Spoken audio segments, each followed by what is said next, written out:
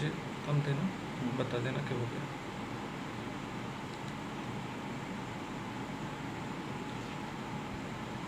Start है। उम्मीद है कि तस्वीर और आवाज़ इसमें कहीं कोई दिक्कत नहीं आ रही होगी। अगर कुछ दिक्कत आ रही है तो मुझे बताएंगे। नरपत जी सबसे पहले उन्हीं से अनुरोध करेंगे।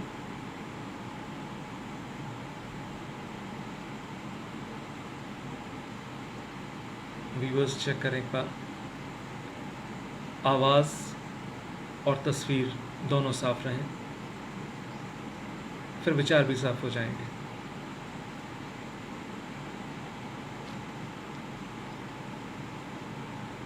देखा जाए तो लॉकडाउन का एक ये वरदान मिला है तमाम बुद्धिजीवियों को, दुनिया के तमाम कलाकारों को, सबको, कि घर बैठकर भी, कहीं जाए बगैर भी, जिसको सुनना है, जैसे सुनना है वैसे सुना जाए। फेसबुक के इतिहास में आज तक इतनी लाइव टॉक्स नहीं हुई। हालांकि बहुत सारी जगहों पे हम देख रहे हैं कि लाइव टॉक्स बहुत सारे विषयों पर हो रहे हैं, लेकिन अब जितना हुआ है उतना पहले कभी नहीं हुआ। और ये तय है कि लॉकडाउन ख़त्म होने के बावजूद ये सिलसिला जो है रुकेगा नहीं। क्या क्लियर है मेरी वहाँ से? ओके, ऑडियो वीडियो सब चेक कर लें एक बार और मुझे इशारा करें जिससे शुरुआत कर सकें।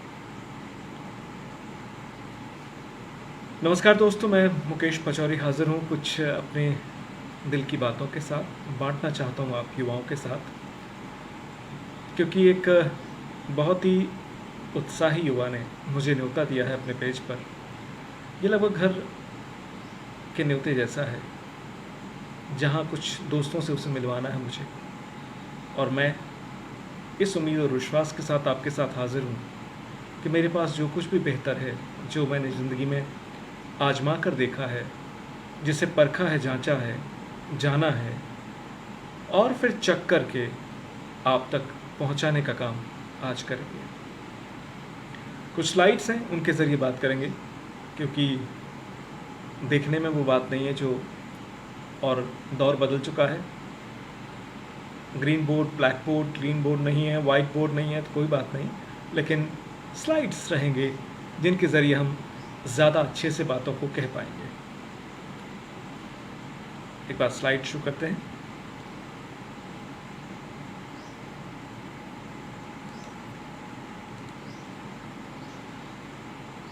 मुझे नरपत जी ने बताया कि ज़्यादातर जो उनके पेज पर आने वाले दर्शक हैं वो नौजवान हैं, युवा हैं, और मैं उन तमाम युवाओं को नमस्कार करता हूं, इस उम्मीद के साथ कि आपका यौवन और हमारे तजुर्बे जब एक साथ मिलेंगे तो शायद कुछ अलग करके दिखाएंगे। बहुत सारे सवाल जिनसे आज हम वाबस्ता होंगे, उनमें सवाल दुविधाओं के होंगे, सुविधाओं के होंगे, बल्कि मुझे गीत याद आता है, एक बगल में चांद होगा, एक बगल में रोटियां, एक बगल में नींद होगी, एक बगल में लोरियां। ज़िंदगी में हर समय हमारे पास विकल्प मौजूद रहते हैं, चॉइसेस रहती हैं। ये हम पर है कि हम क्या चुनते हैं, और हम उससे ही तय होते हैं कि हमने चुना क्या, हमने सुना क्या। कई बार हम जानते हैं बहुत सारी भीड़ में हम खड़े हुए हैं, देख रहे हैं सब कुछ, लेकिन फिर अचानक लगता है कि अरे जो कोई कुछ कह रहा था उसको हमने सुना नहीं। जिसको सुना, और दरअसल जिसको सुनते भी हैं, कई बार हम अपनी ही बात सुनते हैं, अपने को ही सुनते हैं, अपने तजुर्बात, अपने अनुभव, अपने कंसर्न को सुनते हैं। तो आज बात करेंगे अपने बारे में बात, और मैं ये नहीं कहूँगा कि मैं उपदेश दे रहा हूँ, मैं अपने तजुर्बे आपके साथ बांट रहा हूँ। मैंने जो देखा, मैंने जो सीखा, मैंने जो महसूस किया, वो आपके साथ। लेकिन सबसे पहले नरपत जी की बात, और मैं शुरुआत कर रहा हूँ एक कविता के साथ जो मुझे बहुत पसंद है, और मैं समर्पित करता हूँ इस ग्रीन मैन को, जो धरती को हरा भरा करने के लिए दीवानों की तरह लगा है। बहुतों की निगाह में लगता होगा ये कोई काम है, लेकिन शायद सबसे ज़रूरी काम यही है धरती के लिए। धरती पुत्र है ये। कविता सुने। क्या उगाते हैं हम जब पेड़ उगाते हैं? हम क्या उगाते हैं जब पेड़ उगाते हैं? हम पानी का जहाज उगाते हैं जो समंदर पार करेगा। हम पानी का जहाज उगाते हैं जो समंदर पार करेगा। हम वो मस्तूल उगाते हैं जिन पर पाल बंधेगी। हम वे फट्टे उगाते हैं जो हवा के थपेड़ों का करेंगे सामना। जहाज का तल्ला, शहतीर, कोहनी, हम पूरा पानी का जहाज उगाते हैं जब हम पेड़ उगाते हैं। हम अपने और तुम्हारे लिए एक घर उगाते हैं। हम अपने और तुम्हारे लिए एक घर उगाते हैं। हम क्या उगाते हैं जब हम पेड़ उगाते हैं? हम तुम्हारे और अपने लिए एक घर उगाते हैं। हम उगाते हैं बल्लियां, पटिए और फर्श उगाते हैं। हम खिड़की, रोशनदान और दरवाजे उगाते हैं। हम छत के लट्ठे, शहतीर और उसके तमाम हिस्से उगाते हैं। हम घर उगाते हैं जब हम पेड़ उगाते हैं। ऐसी हज़ारों चीज़ें जो हम हर दिन देखते हैं, ऐसी हज़ारों चीज़ें जो हम हर दिन देखते हैं। हम गुम्बद से भी ऊपर आने वाला शिखर उगाते हैं। हम अपने देश का ध्वज फहराने वाला स्तंभ उगाते हैं। सूरज की गर्मी से छाया मानो मुफ्त उगाते हैं। हम रंग, फूल और खुशबू उगाते हैं। दवाएं, स्वाद और सेहत उगाते हैं। साथ ही कागज़, कलम, मेज और कुर्सी उगाते हैं और सब पढ़ने पढ़ाने का सामान उगाते हैं। हम क्या उगाते हैं जब हम पेड़ उगाते हैं? तो पेड़ उगाना, पौधा लगाना नहीं है, जिंदगी को लगाना है। कई बार मुझे बहुत दिलचस्प शब्द लगता है जीवन। जी सकते हैं अगर वन ना हो, और वन कहाँ से होंगे? पेड़ पौधों से बनेंगे। और अगर जंगल की बात ना करें, जंगल काफ़ी कम होते जा रहे हैं, हम कॉलोनीज़ की बात करें, हम शहरों की, गाँव की बात करें, तो वहाँ भी उपवन की ज़रूरत है, क्योंकि वो गुलदस्ते की तरह हमें चैन देता है, अमन देता है, सुकून देता है, जिसकी तलाश सबको है। कुछ भी हासिल करने आखिर चाहिए सुकून। तो ग्रीन मैन नरपत जी वो काम कर रहे हैं, वो मुश्किल काम कर रहे हैं जो बहुत सारे लोग भूल गए हैं। देखो, उस कविता को मैंने चित्रों में ढाला है। देखें, घर, छाँव, ऑक्सीजन, फर्नीचर, फूल, खुशबू, दवाएं, स्वाद, जायके, खाना, जहाज, न जाने क्या क्या, नाव, सब कुछ, बल्कि कपड़े भी जोड़ सकते हैं इसमें, रबड़ भी जोड़ सकते हैं, बहुत सारी और चीज़ जोड़ सकते हैं। इन पौधों को हटा देंगे तो बचेगा क्या? इसलिए सबसे पहले इस योद्धा को सलाम करते हुए, जो बगैर किसी की परवाह किए बगैर अपने जुनून में, अपने पागलपन में लगा हुआ है पौधे लगाने की मुहिम। ये बात थी नरपत जी के लिए एक कविता के साथ। अब इस कविता को जीवन में उतारना हो, जीवन को हरा करना हो, भरा करना हो, तो कैसे होगा? मैं आखिर में एक तस्वीर दिखाऊंगा आपको और फिर इस चीज़ को कनेक्ट करूंगा। लेकिन अभी हम सफ़र पर आगे चलते हैं। कई बार होता ये कि हम कहते कुछ हैं, सुनते कुछ हैं। कहना सुनना ये अलग अलग लेवल पर चलता रहता है।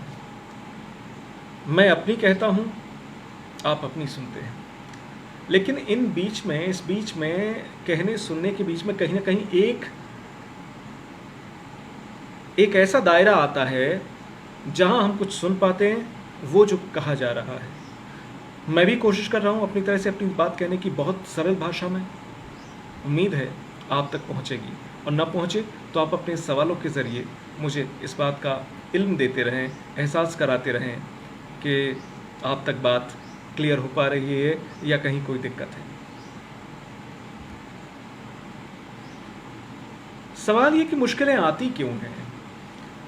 एक यही लगता है कि कोरोना क्यों आ गया, क्या ज़रूरत थी? किसी ने पूछा भी, डेल कार्नेगी से बात की किसी ने, तो ब्रायन ट्रेसी अपनी किताब में अलग से उसका जिक्र करते हैं कि भगवान मुसीबतें देता क्यों है, खुशियाँ क्यों नहीं देता? उसके पास विकल्प है, सिर्फ खुशियाँ दे। लेकिन वो मुश्किलें, बाढ़, तूफान, साइक्लोन, बेहद बर्फपात, हिमपात, ये सब क्यों आता है? ना आए तो ठीक है। और ब्रायन ट्रेसी बताते हैं कि डेल कार्नेगी बता रहे हैं, बाकायदा बार बार बता रहे हैं कि ईश्वर को, प्रकृति को जब भी कोई गिफ्ट देना होता है तो वो मुसीबतों में लपेट कर देता है। और ये जो मुसीबतें हैं वो किसी ना किसी मायने में एक गिफ्ट की तरह काम कर रही हैं और इंसानियत को अपनी तरह से लिफ्ट करती हैं। जो गलतियां हैं उसकी सज़ा देती हैं और ये एहसास कराती हैं कि ज़िंदगी में मज़ा लेने के और बहुत सारे रास्ते हैं। और डेल कार्नेगी कहते हैं कि जब भी कोई मुश्किल आए ज़िंदगी में, प्रकृति की छोड़ दीजिए, ज़िंदगी की कोई मुश्किल आए तो ये समझिए कि भगवान ने कोई गिफ्ट भेजा है, गिफ्ट जिससे सीखने को बहुत कुछ है। और जब आप समझते हैं कि गिफ्ट है, सीखने को कुछ है, तब आप सीखने लगते हैं। और जब आप ये सोचते हैं हाय मेरी तकदीर में क्या हो गया, तो मुश्किलें बढ़ती जाती हैं। कोरोना को लेकर मैं बार बार वाकई देखता हूँ कि कितना कुछ काम हुआ है। और सच ये है कि लॉकडाउन के बाद से एक तो कई बार ये भी महसूस हुआ, सबको इस बात का एहसास हुआ कि शायद साल में एक आध हफ्ते का लॉकडाउन तो होना चाहिए, सबको पूरे घर के परिवार के साथ सब कुछ छोड़ कर रहना चाहिए। दूसरा ये भी एहसास हुआ कि लगा कि घर में बैठकर काम करने की कितनी संभावनाएं, कितनी गुंजाइशें हैं, कितना पेट्रोल बचेगा, कितना समय बचेगा, कितना प्रेशर बचेगा और कितनी ज़्यादा प्रोडक्टिविटी बढ़ेगी। बहुत सारी संभावनाएं, लेकिन जिनको टटोला ही नहीं था। लेकिन जब अब बंद हो गए तो हमने उन सारी चीज़ों को टटोला। एक शेर याद आता है, मुखालफत से मेरी शख्सियत संवरती है, मैं दुश्मनों का बड़ा एहतराम करता हूँ। जब अंधेरा होता है, जब मुश्किलें आती हैं तो हम तन जाते हैं, ठन जाते हैं। देखते हैं आप, जहाँ देखिए पूरे देश में तमाम संस्थाएं, तमाम नॉन गवर्नमेंट ऑर्गेनाइजेशन, सरकार, बहुत सारी राज्य सरकारें अपनी अपनी तरह से, और माफ़ कीजिएगा राज्य सरकार, केंद्र सरकारों से ज़्यादा कहीं इंडिविजुअल्स और बहुत सारी संस्थाएं उस लोकहित में लगे थे जो देखकर आश्चर्य होता है। उन्हें परवाह नहीं थी और वो मदद करने वालों को किसी को कोरोना नहीं हो गया, लेकिन देखा मुश्किल आई तो तन गए। हीरो थे वो निकल आए, निखर आए, अन्यथा बैठे हुए थे, उनका पता ही नहीं था। 2-2, 5-5, 10-10 लाख लोगों के लिए खाना बना बटा। मुश्किलें आईं, बहुत सारे लोगों को तकलीफ़ें हुई, लेकिन बहुत सारे लोगों को उन तकलीफ़ों से निकाला भी गया। तो ये सब कोरोना ने सिखाया है और कोरोना के बाद हम इन सबकों के साथ आगे बढ़ेंगे, ऐसा मैं मानकर चल रहा हूँ। हेलन केलर याद आती है, नाम सुना है आपने कभी? एक महिला जिसकी आंखों की रोशनी नहीं थी, नेत्रहीन कह लें, दृष्टिहीन मैं नहीं कहता, क्योंकि दृष्टिहीन का मतलब दृष्टि नहीं है, लेकिन उसके पास दृष्टि थी, बल्कि उसके पास जो दृष्टि थी वो किसी और के पास थी ही नहीं। हाँ, नेत्र काम नहीं कर रहे थे, दृष्टि अंदर की चीज़ है, आंखें बाहर की चीज़ है। आंखें खिड़कियां हैं, देखने वाला कोई और है, सोचने वाला कोई और है। हेलन केलर, बात हेलन केलर की हो रही थी, वहीं लौटते हैं। The only thing worse than being blind is having sight but no vision. इसको हिंदी में तर्जुमा कर दें और मैं विस्तार से बता दूं। वो कहती हैं, इस दुनिया का दुर्भाग्य ये नहीं है कि ज़्यादातर लोग ऐसे हैं, बहुत सारे लोग जो देख नहीं सकते, नेत्रहीन हैं, बल्कि दुर्भाग्य ये है कि ज़्यादातर लोगों के आंखें हैं लेकिन वो देखते नहीं, देखने की उनके पास दृष्टि नहीं। जहां देखना चाहिए, जैसे देखना चाहिए, उसको अनदेखा करते हैं, उसको नकार देते हैं, उसको नज़रअंदाज कर देते हैं। इसलिए हेलन केलर कहती हैं कि हमें देखना चाहिए। कमाल की बात है कि वो महिला जिसने खुद ज़िंदगी भर नहीं देखा, उसने दिखाया, उसने बताया, उसने समझाया कि नहीं, आंखें ना होना इतनी बुरी बात नहीं है, आंखें होने के बावजूद न देखना ज़्यादा दुखद घटना है और हमारे समाज में है। ये हमारे ऊपर भी लागू होती है, हम सब पर भी लागू होती है। कई बार हम अपने आप को ही नहीं देखते, अपने आप को नहीं परखते, अपने आसपास के माहौल को समझते नहीं हैं, अपने साथ क्या घट रहा है उसको पहचानते नहीं हैं। और वो पहचानना ज़रूरी है। आप अपने जो सवाल हों वो करते रहें, क्योंकि हम इस पूरे सेशन को इंटरेक्टिव रखना चाहेंगे कि आपकी जो मन की बातें हैं उनको हम लें और उन पर बात करें, तब ज़्यादा मज़ा आएगा। लेकिन मैं अपने माध्यम से मैं अपने अंदर एक आपको देख रहा हूँ और आपके जो मन के सवाल हो सकते हैं उनको अपनी तरह से समझने और समझाने की कोशिश कर रहा हूँ। हेलेन केलर एक और बहुत बड़ा विचारक, लाइफ कोच। कोरोना में ये जो लाइन है बहुत याद आई और लगा कि बहुत अच्छा है। Keep busy, it's the cheapest kind of medicine there is. मतलब ये कि डेल कार्नेगी कह रहे हैं कि व्यस्त रहिए, मस्त रहिए, क्योंकि दुनिया में इससे आसान, इससे सरल सी, इससे किफ़ायती, इससे फ़ायदेमंद कोई दवा है नहीं। हमारे यहाँ भी कहते हैं ना, खाली दिमाग शैतान का घर। लेकिन बहुत सारे लोगों के साथ ये होता कि करें क्या, कैसे करें, कहाँ से शुरू करें, कौन शुरू करवाएगा, कैसे बताएगा। हम इन पर सिलसिलेवार ढंग से बातें करेंगे, लगातार चर्चा करते रहेंगे। लेकिन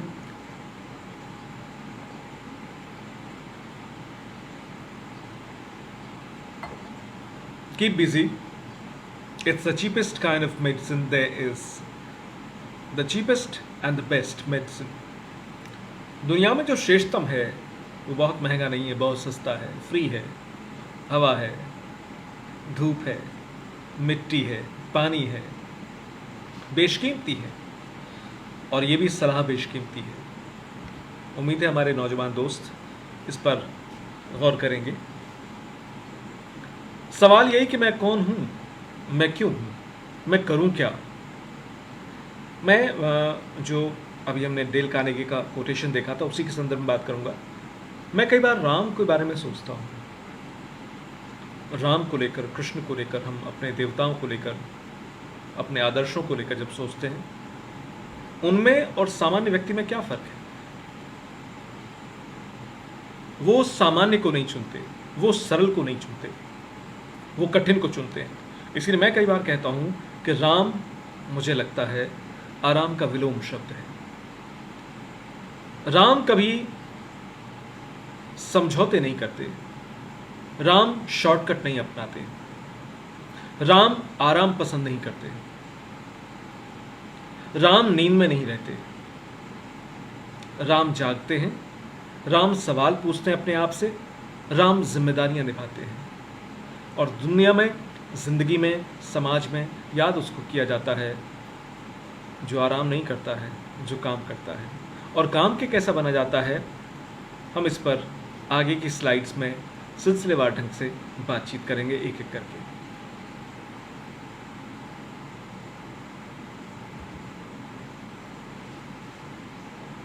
जाना कहाँ। युवाओं के मन में, बच्चों के मन में ये जो तस्वीर देख रहे हैं आप, मुझे लगता है कई बार ये हमारी ज़िंदगी में बहुत, यहाँ तो 3 रास्ते दिख रहे हैं, लेकिन कई बार रास्ते ज़्यादा होते हैं तो और मुश्किलें बढ़ती नज़र आती हैं। सवाल ये कि जाना कहाँ है, किस दिशा में जाना है, कौन सी लाइन लेनी है। प्रोफेशन की बात करें, और देखिए हम हर जगह जहाँ भी चुनते हैं, हम अपनी तकदीर चुनते हैं, हम आने वाले कल की तस्वीर चुनते हैं। हम जब भी कुछ चुन रहे हैं, हम जिंदगी का आने वाला कल चुन रहे हैं। लेकिन चुने कैसे, क्या तरीका है चुनने का। एक तरीका यह है कि हम अपने आप को सुने, गौर से सुने कि हम चाहते क्या हैं। और उसके बहुत सारे तरीके हैं, बहुत सारे चश्मे हैं, कई बार हमें पैमाने हैं बहुत सारे, जिससे अपने आप को नापा जा सकता है, पहचाना जा सकता है कि हम चाहिए क्या। क्योंकि दिक्कत यही होती है, दिले नादा, आरजू क्या है, जुस्तजू क्या है, पता ही नहीं हम चाहते क्या है, हमें करना क्या है, हमें जाना कहाँ है। और हम जानते हैं कि बगैर प्लान के ख्वाहिश कुछ भी नहीं है। तो इन रास्तों में भटक ना जाएं, या फिर कहीं ऐसा ना हो कि किसी रास्ते पर जाएं, अटक जाएं और लौट कर आना पड़े, फिर सोचना पड़े कि अरे ये रास्ता मेरा नहीं था, दूसरा रास्ता देखते हैं। और कई बार इन रास्तों को बदलने में ज़िंदगी गुजर जाती है। इसलिए दम ले ले घड़ी भर, और उसके बाद दम लेने के बाद सोचना है, अपने आप को टटोलना है, और टटोलने के जो टूल्स हैं हम आगे बात करेंगे। दरअसल वही बात है कि रास्ते दो नहीं अनेक होते हैं। पूर्व चलने के बटोही बाट की पहचान कर ले, हरिवंश राय बच्चन। किसी भी रास्ते से पहले जाने से पहले तू पहचान तो कर। किससे?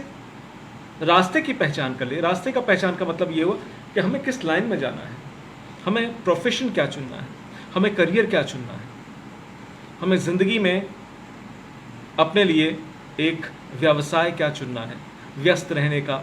और व्यस्त और मस्त रहने का कई बार तो बहुत सारे लोग ये कहते हैं कि हमें अपने डिस्टिंक्ट फोटे को पहचानना चाहिए। डिस्टिंक्ट फोटे का मतलब ये कि वो काम जिसमें हमें मज़ा आता हो, जिसमें हम भूल जाते हो खाना, हम घड़ी का एहसास ही भूल जाते हो, समय और भोजन भूख का बोझ जहाँ ख़त्म हो जाए, वो ऐसे काम। क्योंकि ऐसे कामों में अगर हम अपना करियर ढूंढेंगे तो हम काम बहुत अलग कर पाएंगे, बहुत जुदा कर पाएंगे, बहुत आगे कर पाएंगे। कई बार कहते हैं ना, कई बार ऐसे रास्तों को तलाशना चाहिए जिन पर ज़्यादा नहीं चला गया है, जहाँ लाखों करोड़ों लोग बैठ रहे हैं, उस भीड़ में आप बैठकर। और ज़बरदस्ती कई बार होता ये है कि हम अपनी मर्जी से नहीं, अपनों की मर्जी से या सपनों की मर्जी से इस तरह बैठने की कोशिश करते हैं, और कोशिश रहती है कि कैसे भी हो कहीं ना कहीं निकल जाएं, और फिर एक से एक प्रतियोगिताएं हम टापते रहते हैं, और जब पा भी जाते हैं तो हमें लगता है कि ये कहाँ आ गए। नौजवानों की बात कर रहे हैं, और नौजवानों के लिए हम जानते हैं कि मेकअप तो बहुत ज़रूरी होता है, लेकिन माइंड मेकअप उससे ज़्यादा ज़रूरी है। लोग मेकअप पे तो ध्यान देते हैं, लेकिन दिमाग के मेकअप पर ध्यान नहीं देते हैं। पहले अगर प्लान कर लें, चीज़ों को प्लान कर लें, दिन को प्लान कर लें, हफ्ते को प्लान कर लें, महीने को, साल को प्लान करें। प्लान करने की आदत होनी चाहिए। If you are failing to plan, that means you are planning to fail.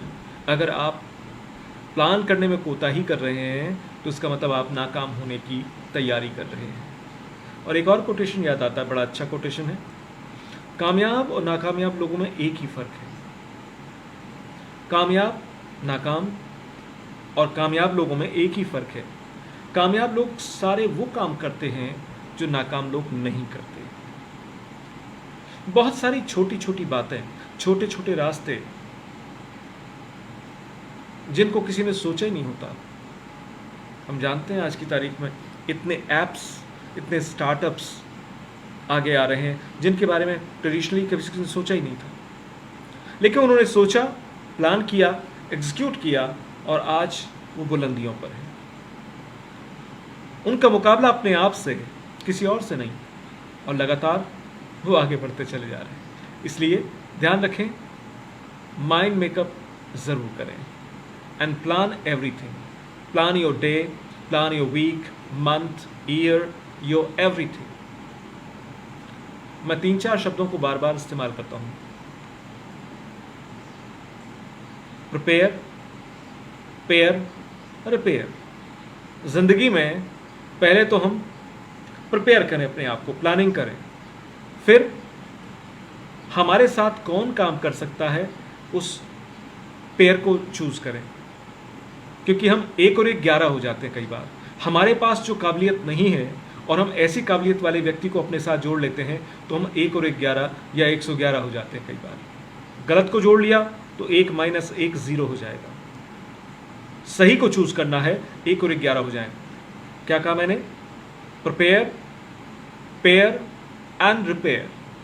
फिर गलती जो हुई है उसको रिपेयर कीजिए, then again prepare, then pair, then repair. हमेशा अपने आप को तलाशें, तलाशें, तलाशें, तराशें, और ये सिलसिलेवार काम पूरी ज़िंदगी चलता रहता है। स्मार्ट की बात करते हैं लोग अक्सर कि स्मार्ट दिखना चाहिए, लेकिन स्मार्ट के मायने कुछ और होते हैं। हम आज समझते हैं स्मार्ट का मतलब क्या है। स्मार्ट का मतलब वो है कि जो स्पेसिफिक है, एकदम क्लियर है, उसके मन में, उसकी निगाहों में, उसके दिमाग में सब कुछ, अपना सपना सब कुछ क्लियर है। उसे कहाँ जाना है, उसे क्या पाना है। स्पेसिफिक ये नहीं कि चले जाएंगे, देख लेंगे, कट रही है, हो जाएगा, नहीं, एकदम clear, clear vision. M stands for measurable, यानी जिसको नापा तोला जा सके। मतलब ये हुआ कि अगर मैं स्मार्ट में एस की बात करूं, हम कहें कि भाई कुछ अलग ही करना दुनिया में, कुछ नायाब करना है। अब नायाब क्या होता है, नायाब को नापेंगे कैसे, किस फील्ड में करना, स्पेसिफिक होना होगा। फिर उस फील्ड के भी सब फील्ड में किस में जाना है वो क्लियर होना जरूरी है। मेजरेबल हो, स्पेसिफिक हो, मेजरेबल हो, अचीवेबल हो। आप ऐसी बात ना करें कि आसमान के तारे तोड़ने की बात करें, वो जो संभव लगे आपको। हालांकि कई बार ये भी होता है, बहुत सारी बातें हमारे लिए असंभव होती हैं लेकिन दूसरे के लिए संभव होती हैं। अचीवेबल आर फॉर रियलिस्टिक, यथार्थवादी। हमें अपनी ज़मीनी हकीकत को समझते हुए, पहचानते हुए, फिर छलांग लगाने की तैयारी करते हुए हम ऐसे गोल्स सेट करें, ऐसे लक्ष्य तय करें जिन्हें हम हासिल कर सकें। और T stands for time bound. हम तय करें, टुकड़ों में बांट दें कि मुझे ये काम ऐसे करना है, मुझे एक पर्चा लिखना है, सेमिनार पेपर लिखना है, करीब 10 पेज का होगा, मुझे 3 दिन में लिखना है।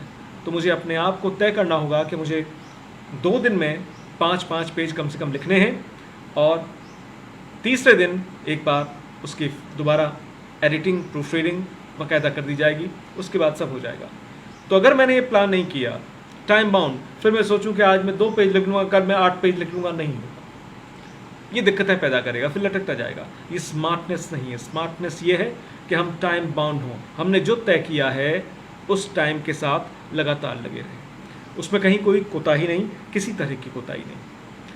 Specific, measurable, achievable, realistic and time bound. एक और मैं अपनी दिलचस्प किताब का जिक्र करना चाहूँगा। ये इकिगाई किताब है। हेक्टर गार्सिया और फ्रांसिस मिराज इसके लेखक हैं और बहुत दिलचस्प किताब है। जापान की ज़िंदगी को लेकर किताब है और ये किताब मैं आपसे इसलिए शेयर कर रहा हूँ क्योंकि मकसद ज़िंदगी का पहचानना है तो एक ये भी टूल हो सकता है। ये चश्मा है एक तरह का। पहले तो हम उनकी बातें करते हैं, 10 नियमों की बात करती है कि ज़िंदगी में, लाइफ में 10 रूल्स होने चाहिए। कौन कौन से और क्यों? पहला rule number 1, stay active and don't retire. वही बात जो हम देख रहे थे डेल कार्नेगी ने कही थी, हमेशा एक्टिव रहना है, रिटायर होने का सवाल ही नहीं होता है। नौकरियों से रिटायर हो जाता है, ज़िंदगी से रिटायर नहीं होते हैं। और ज़िंदगी जब तक है चलते रहना, जीवन चलने का नाम। दूसरा नियम, टेक इट स्लो। बहुत जल्दबाजी, हड़बड़ी में ना रहें, क्योंकि ज़्यादा हड़बड़ी करेंगे, हम जानते हैं मैराथन जब होती है, लंबी दौड़ जो होती है, उसमें भाग भाग के दौड़ा नहीं जाता है। धीरे से शुरुआत की जाती है, हौले से शुरुआत की जाती है और फिर धीरे धीरे अपनी गति को आगे बढ़ाया जाता है। ज़िंदगी 100 मीटर रेस नहीं है, लंबी दौड़ है। इसलिए जल्दबाजी नहीं, सोच समझ के निर्णय लें, सोच समझ के तय करें और फिर आगे बढ़ें। Rule number 3, don't fill your stomach too much. अरे भाई, जीभ के लिए मत खाइए, पेट के हिसाब से खाइए और पेट में थोड़ी जगह रखिए। ज़्यादा मत, पेट पर बोझ मत बनिए, पेट पर बोझ मत डालिए। इसलिए खाना भी है तो बहुत सोच समझकर, जितनी ज़रूरत है उतना ही, उससे ज़्यादा नहीं। इसलिए जब भी खाना हो तो जीभ से मत पूछें, पेट से पूछें। Rule number 4, surround yourself with good friends. Man is known by his company. व्यक्ति को पहचाना जाता है उसके दोस्तों के साथ, उसके कंपनी के साथ, आप किसके साथ खड़े हैं उससे पहचाना जाएगा। इसलिए जब भी आप चयन कर रहे हैं, देखिए यहाँ भी चयन कर रहे हैं, दोस्तों का चयन कर रहे हैं, जिन दोस्तों को चयन करेंगे उससे आपका भविष्य भी चयनित हो रहा है, एक तरह से दिशा भी चयनित हो रही है, आदतें भी चयनित हो रही हैं। क्योंकि अगर आप किसी स्मोकर के साथ जा रहे हैं, किसी एडिक्ट के साथ जा रहे हैं, तो आप नहीं भी पिएंगे तो भी आप एडिक्ट बन जाएंगे। इसलिए फ्रेंड्स चुनने में बहुत सावधान रहें, सजग रहें। वो फ्रेंड्स जो आपकी ज़िंदगी को उन्नत कर सकें, ऐसे मित्रों का चुनाव करना होगा। नियम number 5, get in shape for your next birthday. अपने फिगर की भी फिक्र करें, क्योंकि अगर फिगर बिगड़ गया तो जो खुशियां हैं वो थोड़ी थोड़ी मंदी पड़ने लगती हैं, हल्की पड़ने लगती हैं। इसलिए फिट एंड फाइन रहें, ये ज़रूरी है। हंसते रहें, ऐसा गहना है ये जो ज़िंदगी को खूबसूरत बना देता है। सबसे सस्ता लेकिन सबसे नायाब गहना है, बेशकीमती गहना है। लेकिन कई बार मैं पढ़ रहा था एक अखबार में कि नल है पानी नहीं, खंबे हैं बिजली नहीं। मैंने कहा कि भाई चेहरा है और हंसी नहीं। जैसे नल पानी के बगैर, जैसे खंबे बिजली के बगैर, वैसे ही चेहरा हंसी के बगैर लगता है। मैं एक दोस्त को जानता हूँ, तो तनाव से इतने घिर गए,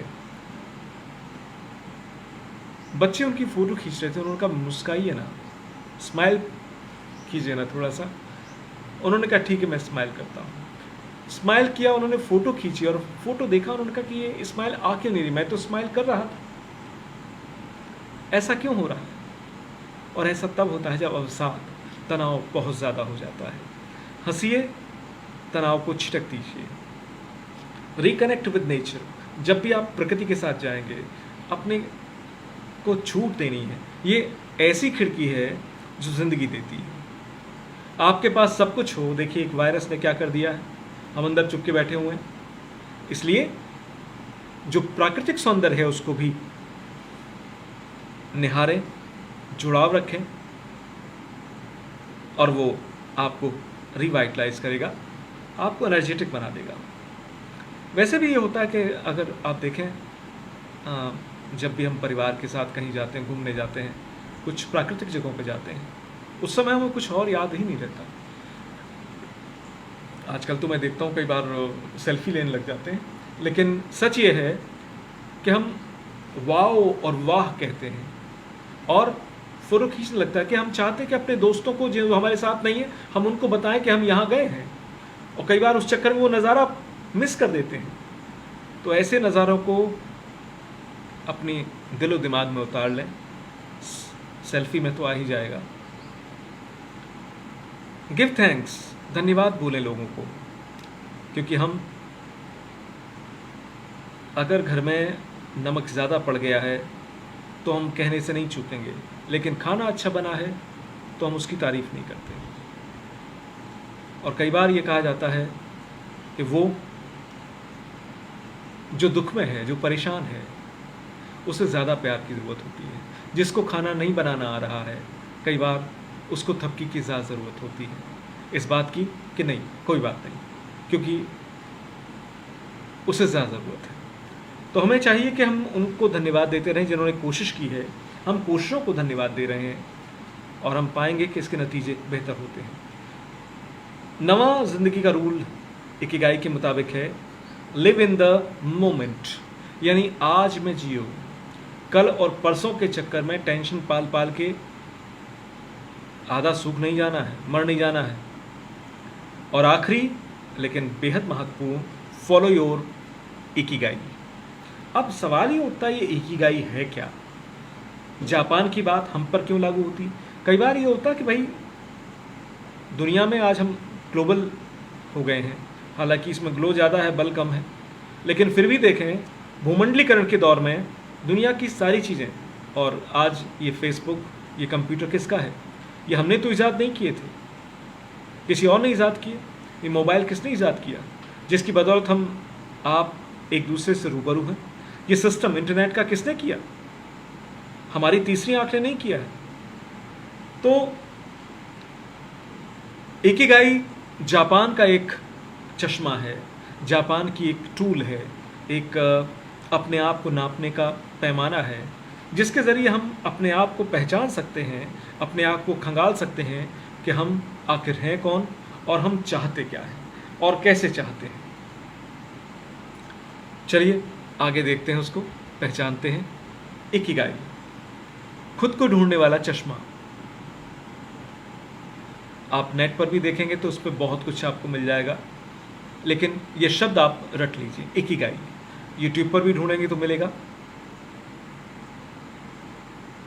4-5 चार्ट बनाने होंगे और उनसे तय होगा कि आपका इकिगाई है क्या। 4-5 चार्ट। पहला चार्ट ये बताए कि व्हाट यू लव, कौन सी वो चीजें हैं, कौन से वो काम हैं जिन्हें आप बहुत प्यार करते हैं। It is about your passion, ये आपके दिल की बातें हैं। पहला चार्ट, पहली शीट जिस पर आप लिखेंगे व्हाट यू लव, जिसे आप बहुत ज्यादा प्यार करते हैं। दूसरी शीट एक और होगी और इस शीट पर आप लिखेंगे what you are good at, मतलब वो चीजें जिनमें आप बेहतर हैं। पहला, जिन्हें आप बहुत पसंद करते हैं, लेकिन दूसरी चीजें जिनमें आप बेहतर हैं। मैं अपने उदाहरण से आपको बताऊंगा, क्योंकि मैं देखता हूं कि मैं अपने इकिगाई को फॉलो कर रहा हूं। हालांकि इकिगाई मुझे नाम मालूम नहीं था, जिंदगी का मकसद कह लें, लक्ष्य कह लें या मिशन कह लें, जो कुछ कह लें नाम, हमने इकिगाई नाम कर लिया है इसका। और मैंने इकिगाई को फॉलो किया। मैं बहुत खुश हूँ, मैं आनंद में हूँ और मैं चाहता हूँ कि आप भी इस टूल के ज़रिए अपने आप को पहचानें और उस टूल के ज़रिए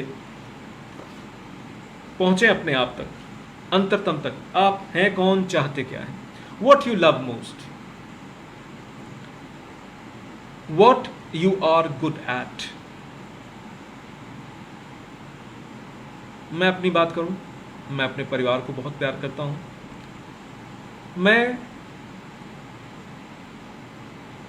मैं किताबों को बहुत प्यार करता हूं। हालांकि बहुत सारे लोगों को लगता है किताबों से प्यार, लेकिन मैं इस शब्द को इस्तेमाल करना चाहूँगा।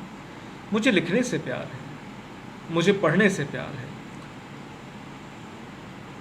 मुझे बोलना, बहुत सारे लोगों से बात करना अच्छा लगता है। लेकिन प्यार की बात करें तो मुझे किताबें, परिवार और बहुत सारे लोग जिनसे इंटरेक्ट करता हूँ, इंटरेक्शन मुझे अच्छा लगता है, पब्लिक से जुड़ना मुझे अच्छा लगता है। What you are good at, मैं अपनी बात कर रहा हूँ, आप अपने हिसाब से सोचिएगा। मुझे लगता है कि मुझ में वाक कला बहुत अच्छी है, मैं बोल सकता हूँ अच्छा, मैं लिख सकता हूँ अच्छा, मैं पढ़ सकता हूँ अच्छा, मैं बैकग्राउंड कमेंट्री बहुत अच्छी कर सकता हूँ, मेरा तलफ़्फ़ुज़ बहुत अच्छा है। मैं पसंद किसी और को करता हूँ, लेकिन मेरी काबिलियत क्या है, what you are good at, मैं किस किस में हूँ। अब इनसे तय होगा कि मेरे लिए क्या क्या प्रोफेशन बनते हैं। तीसरा देखें, व्हाट द वर्ल्ड नीड्स, दुनिया क्या चाहती है, दुनिया मेरी कौन सी खूबी को चाहती है। दुनिया ऐसे लोगों को चाहती है जिनका कम्युनिकेशन अच्छा हो, जिन्हें अपनी बात कहना आता हो, जिन्हें दूसरों की बात को कहना आता हो, जिन्हें बात करने का सलीका आता हो। चौथा, what you can be paid for, तुम क्या ऐसा कर सकते हो, हम ऐसा क्या कर सकते हैं जिसके लिए पे किया जाए। टीचिंग, ये मेरा पैशन, ये मेरा प्रोफेशन, ये मेरा मिशन और यही मेरा वोकेशन। वोकेशन कैसे कहा गया? क्योंकि इसके ज़रिए मैं सिर्फ टीचिंग नहीं, बहुत सारे और भी पेशों से जुड़ सकता हूँ और भी संभावनाओं से जुड़ सकता हूँ। मैं आपको बताना चाहूँगा,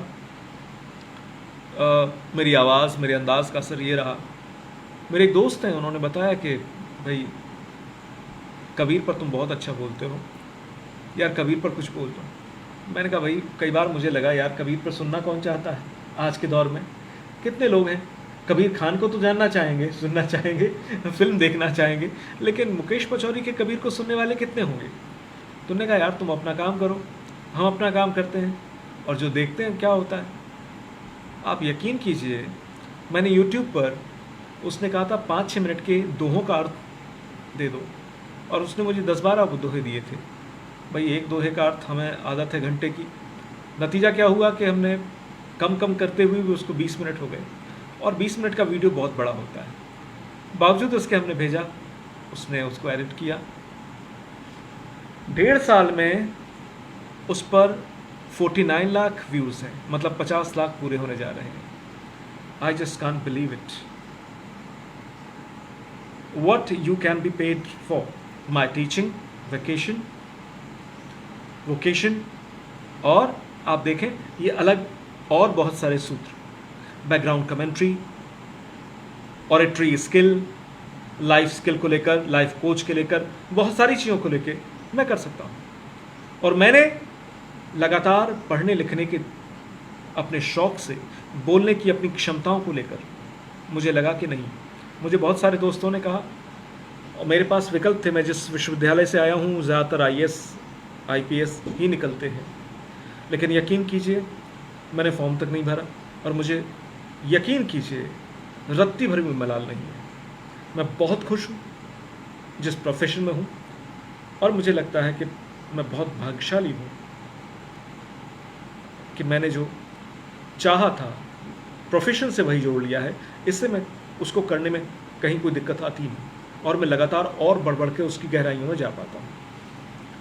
तो ये मेरा इकिगाई था कि मुझे कुछ क्रिएटिव करना है, मुझे कुछ टीचिंग की लाइन में कुछ आगे करना है, और मैं लगातार आगे करता गया। और मुझे लगता है कि मेरी सबसे बड़ी ताकत मेरे विद्यार्थी होते हैं। उनको देखता हूँ तो लगता है कि मेरा होना सार्थक है। अब विद्यार्थी की बात आई तो अब थोड़ा दिशा थोड़ी सी बदल लेते हैं। विद्यार्थी जी, विद्यार्थियों को, आपको, युवाओं को 4 C's के कॉन्सेप्ट पर ध्यान देना चाहिए। लाइफ में इकिगाई तय करें, और जब पढ़ रहे हैं तो 4 C के कॉन्सेप्ट को ध्यान में रखें। हालांकि 1-2 और कॉन्सेप्ट उनकी बात करेंगे हम। 4 C's। First C stands for critical thinking. मतलब कोई भी विषय हो, हम उसके बारे में आलोचनात्मक ढंग से सोचें, समझें, पहचानें, सॉल्यूशंस ढूंढें, प्रॉब्लम्स को समझें, क्या, कब, कहाँ, कैसे, क्यों, कैसे, किसके लिए, ये सारे सवालों से जूझें। दूसरा, क्रिएटिवली सोचें उसके बारे में। मतलब ये हुआ out of the box solutions की बात करें। कुछ जो नहीं कहा गया अब तक, जो नहीं देखा गया। मैं आज बात कर रहा था, अपने एक वैज्ञानिक मित्र से बात कर रहा था कि कमाल हो गया कि हम अभी 20-25 साल पहले तक जब घर से बाहर निकलते थे, किसी दूसरे शहर में जाते थे, या अपने शहर के किसी उस कोने में चले जाते थे जिसका घर पता नहीं था, तो रास्ता पूछते थे और हम भटक जाते थे और कहीं के कहीं पहुंच जाते थे। लेकिन आज की तारीख में दुनिया के किसी देश में, किसी शहर में जाऊं, नेविगेशन है, नेटवर्क है, तो आप पहुंच जाएंगे। थोड़ा भटकेंगे, अटकेंगे, फिर भी वो रीरूट करके आपको वहाँ पहुँचा देगा। ये क्रिएटिविटी है कि वो जो दिक्कत थी उसको सॉल्यूशन में तब्दील कर दिया। Out of the box solution. एक एक कदम। मैं कहाँ रहता हूँ, मुझे आपको रास्ता बताने की ज़रूरत नहीं है। अब मैंने सिर्फ क्या किया, आपको अपना लिंक भेज दिया, मैप का, गूगल मैप का, नेविगेशन का लिंक भेज दिया, और आप सीधे मेरे घर के आगे ही रुकेंगे, कहीं और जाने की ज़रूरत। क्रिएटिविटी। हम हर क्षेत्र में ये सोचें कि हम क्या कर सकते हैं। तीसरा, कोलैबोरेशन। कोलैबोरेशन का मतलब यह है कि हम कुछ दोस्तों के साथ मिलके, मैंने पहले भी कहा कंपनी ज़रूरी है, बहुत ज़रूरी है, तो हम ऐसे दोस्तों के साथ मिलके प्लान करें कुछ कि हम इस क्षेत्र में क्या कर सकते हैं। और वैसे भी इस क्षेत्र में जब हम कोलैबोरेशन की बात करते हैं तो 4 लोग जब बात करते हैं तो 4 आयामों पे बात करें, और 4 आयामों से एक नए आयाम पर आएँ और उसकी बात करें, और फिर कम्युनिकेट करना सीखें, अपने को प्रेजेंट करें, अपने आप को अलग, चारों लोग हैं तो चारों लोग प्रेजेंट करें। ये दरअसल 4 स्किल हैं बेसिकली, क्योंकि पढ़ना महत्वपूर्ण नहीं है। सवाल ये नहीं कि अकबर कौन था, राणा प्रताप कौन थे, कौन महान था, किस लिए महान थे, किसको क्यों याद करें। सवाल ये कि वो क्या बात थी जिसके कारण उन्हें याद किया जाता है, कौन सी वो बात थी, कौन से वो गुण थे, उन पर भी हम आगे आएंगे। अभी हम इनको देखते हैं। 4 C's याद रखें, क्रिटिकल थिंकिंग, क्रिएटिविटी, कोलैबोरेशन और कम्युनिकेशन, 4 आयाम। एक और देखें, बड़ा दिलचस्प है, DIKW, data, information, knowledge, wisdom. जिंदगी में ध्यान रखें, डेटा होता है, उससे इंफॉर्मेशन डिराइव की जाती है। मान लिया किसी क्लास में अटेंडेंस रजिस्टर मिल गया, वो डेटा है। कितने लोग आए हैं, कब आए हैं, किसी ऑफिस का रजिस्टर मिल गया, या फिर बायोमेट्रिक मशीन मिल गई, आने का लोगों का टाइम क्या है, जाने का टाइम क्या है, कौन कितना समय का पाबंद है, कौन लेट लतीफ़ है, कौन जल्दी भागता है, वो सब कुछ वहाँ है। लेकिन जब उसका एनालिसिस करेंगे तब हमें समझ में आएगी, तब नॉलेज मिलेगी कि क्या है, और फिर उससे विजडम, वहाँ से निर्णय लिए जाते हैं, वहाँ से एक आइडिया बनता है। तो जब भी पढ़ें इन चीज़ों को ध्यान रखें। कुछ और बातें, कामयाब और नाकाम लोगों के बीच में फ़र्क क्या होता है उसकी हमने बात की थी, कि कामयाब लोग वो सारे काम करते हैं जो नाकाम लोग नहीं करते। सुबह उठना किसको अच्छा लगता है यार, नींद तो सुबह ही आती है, मज़ा तो सुबह ही का ही है।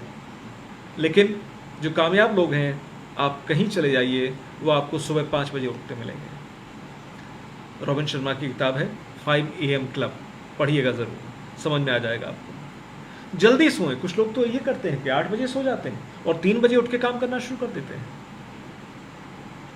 टीवी देखना किसको अच्छा नहीं लगता, इंटरनेट मोबाइल लेके बैठना किसको अच्छा नहीं लगता, लेकिन नहीं, उन्होंने अपने टाइम, स्क्रीन टाइम फिक्स कर रखे हैं और वो नहीं जाते। यहाँ देखें कौन कौन से फ़र्क हैं सक्सेसफुल और अनसक्सेसफुल लोगों के बीच में। कामयाब लोग कॉम्प्लीमेंट देते हैं और नाकाम लोग क्रिटिसाइज़ करते हैं।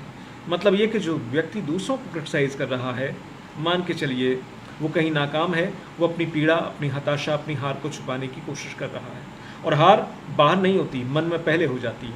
याद करें MS धोनी की फिल्म, वो कहते हैं हम कब हारे, जब रांची में एक मैच चल रहा था रणजी ट्रॉफी का, और उस मैच के दौरान जब वो युवराज सिंह वहाँ आए तो हमारे लोगों ने जब पीछे मुड़कर उनको देखा, हम मैच वहीं हार गए। बहुत बारीक बात है कि कहाँ हम हार जाते हैं। फॉरगिव अदर्स, जो कामयाब लोग हैं वो गांठ बांध के नहीं बैठते, सबक लेते हैं, गांठ नहीं बांधते हैं, माफ़ करते हैं।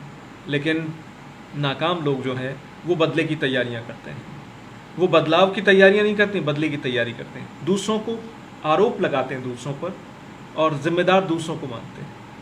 हम अभी बात कर रहे थे कई बार आप ये भी देखते हैं, बहुत सारे लोगों को देखते हैं, हम ज्योतिषियों के पास जाएंगे और वहाँ उन्हें लगता है कि मंगल टेढ़ा है इसलिए एक प्रॉब्लम है। मतलब हम में दिक्कत नहीं है, वो मंगल में प्रॉब्लम है।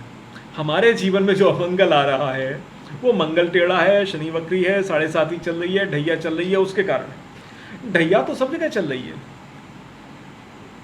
लेकिन नहीं, और इसमें बड़ा आराम रहता है कि हम जिम्मेदारी किसी और पर थोपते हैं। एक सवाल बड़ा ये कि हम सवाल करें। एक किताब मैं आपको सजेस्ट करूंगा, क्वेश्चन बुक है। दरअसल जब हम अपने आप से सवाल करते हैं, बात तब आती है, जवाब सही तब आते हैं।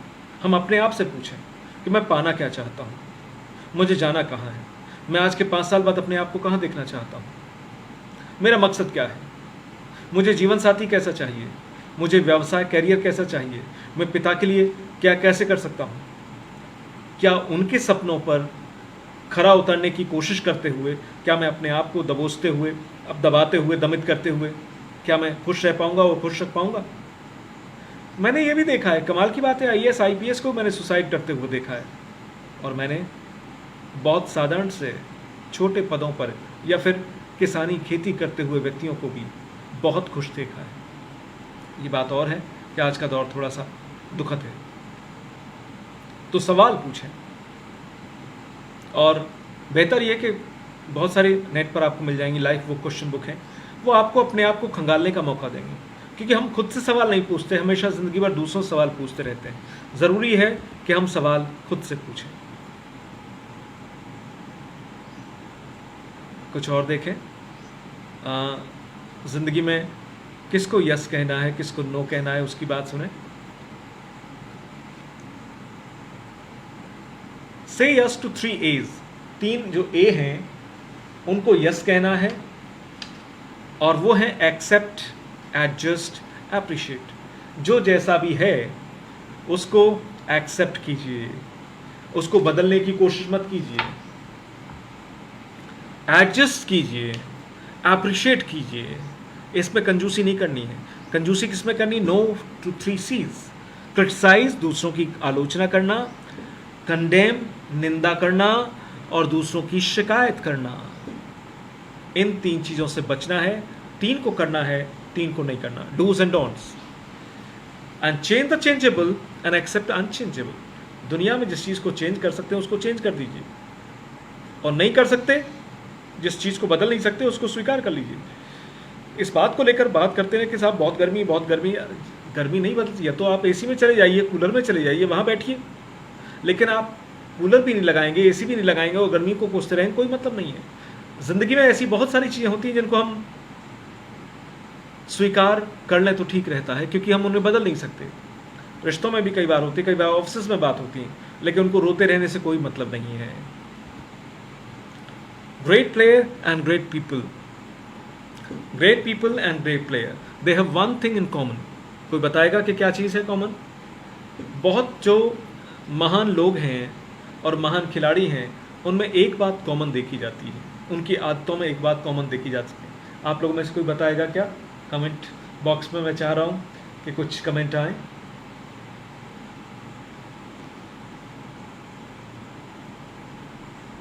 महान लोगों और महान खिलाड़ियों में एक बात कॉमन पाई जाती है। चलिए बात करते हैं। They work harder when nobody is watching. They work harder when nobody is watching. जब कोई नहीं देख रहा है तब भी वो मेहनत कर रहे होते हैं। कई बार क्या होता है, हम लोग कम मेहनत करते हैं जब कोई देख रहा है, लेकिन नहीं, वो देखने की परवाह नहीं करते, बल्कि सच ये है कि जब कोई नहीं देख रहा होता तब ज़्यादा मेहनत करते हैं। They work harder when nobody is watching. ये हमारी हैबिट का हिस्सा होना चाहिए, इसलिए मैंने इसको शामिल किया है। और एक ये खूबसूरत रास्ता। इस बीच कोई सवाल हो तो प्लीज़ अपने सवाल हमें बताएं। ठीक है, ये खूबसूरत रास्ता है और हम देख रहे हैं हरा भरा रास्ता है। इस रास्ते से कौन नहीं गुजरना चाहेगा? ज़िंदगी ऐसा हरा भरा रास्ता हो तो मज़ा आ जाए, लेकिन पेड़ों को लगाने में ज़ोर आता है, थोड़ा सा तैयारी करनी पड़ती है। अगर ये ढंग से ना लगाए जाएं तो ये छांव कहाँ मिले? ज़िंदगी ऐसी ही है जिसमें आप मेहनत करते हैं। There is no alternative hard work. मेहनत का दुनिया में कोई विकल्प है ही नहीं, और आप जो बोएंगे उसके नतीजे कल आएंगे। हम जो कर रहे हैं वो बोना है, नहीं भी करना बोना है। इसलिए प्लान करें, तैयारी करें, और बहुत खूबसूरत अंदाज में जैसे पेड़ की छांव देते हैं वैसे ही हमारे कर्म, हमारे जो प्रयास हैं वो एक ना एक दिन छांवदार पेड़ बनकर हमें उम्मीद देते हैं, विश्वास देते हैं। नरपत जी, मैं आपका बहुत बहुत धन्यवाद करता हूं। मैं फिर हेलन केलर के एक लास्ट कोट के साथ अपनी बात ख़त्म कर रहा हूं कि दुनिया में हर काम हम नहीं कर सकते हैं, कामयाब लोग भी हर काम नहीं कर सकते हैं, लेकिन ये तय है कि हर व्यक्ति कुछ ना कुछ काम कर सकता है। तो ज़रूरी ये है कि हम कुछ काम करें, तय करें मेरे लिए क्या सबसे बेहतर है, मैं सबसे बेहतर क्या कर सकता हूँ। मैं एक स्कल्पचर्स की बात कर रहा था, सुन रहा था कहीं, तो उसके बारे में बहुत अच्छा बताया गया कि उससे पूछा गया कि भाई तुम ये लकड़ी से जो तमाम मूर्तियाँ बनाते हो, कुछ कुछ बनाते हो, ये कैसे बना लेते हो? उसने कहा कि मैं मैं अपने से सोच के नहीं जाता कि मुझे क्या बनाना है। मैं लकड़ी को देखता हूं कि वो क्या बनने को तैयार है, और फिर जो वो बनने को तैयार है उसे जब मैं बनाता हूं तो मुझे जोर आता ही नहीं है। मुझे लगता कि वो खुद कह रही होती मुझे क्या बनना है। ये दरअसल हम सबके साथ सच है। हम भी कुछ बनने के लिए हैं, लेकिन कई बार हम इस अपनी लकड़ी को ही नहीं पहचान पाते हैं कि हम क्या करना चाहते हैं।